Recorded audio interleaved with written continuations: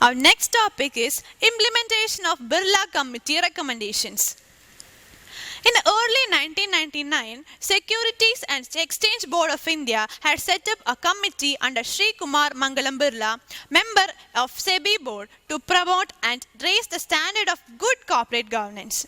The report submitted by the committee is the first formal and comprehensive attempt to evolve a code of corporate governance in the context of prevailing condition of governance in Indian companies as well as the state of capital markets.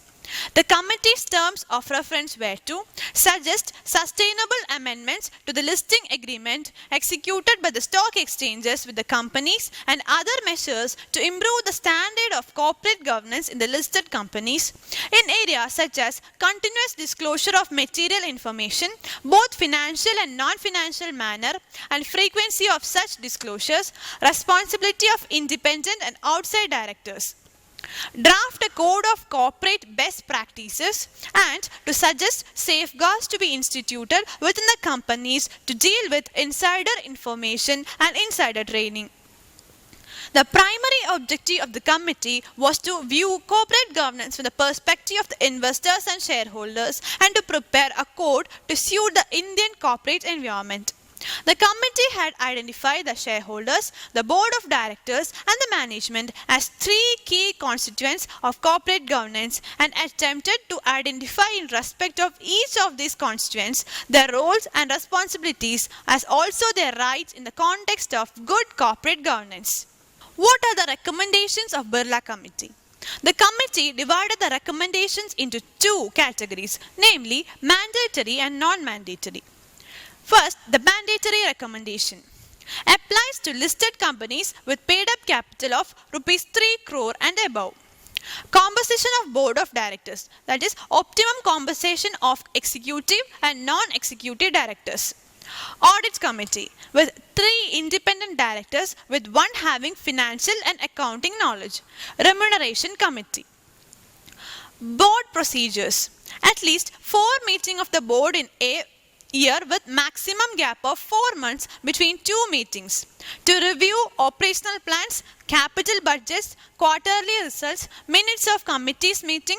Director shall not be a member of more than 10 committees and shall not act as a chairman of more than 5 committees across all companies.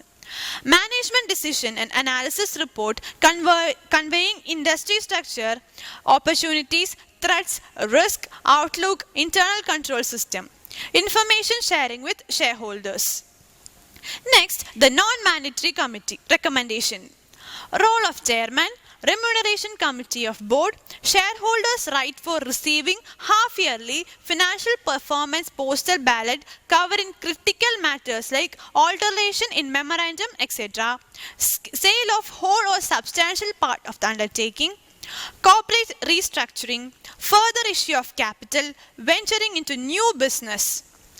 As per the committee, the recommendation should be made applicable to the listed companies, their directors, management, employees and professionals associated with such companies in accordance with the timetable proposed in the schedule given later in the section. Compliance with the code should be both in letter and spirit and should always be in a manner that gives precedence to substance or form.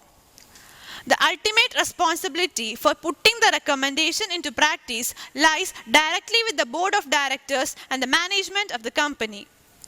The recommendations will apply to all listed private and public sector companies in accordance with the schedule of implementation.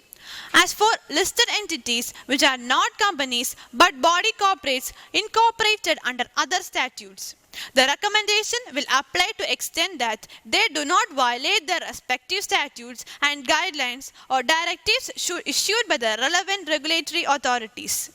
The committee recognized that compliance with the recommendation would involve restructuring the existing boards of companies. It also recognized that some companies, especially the smaller ones, may have difficulty in immediately complying with these conditions.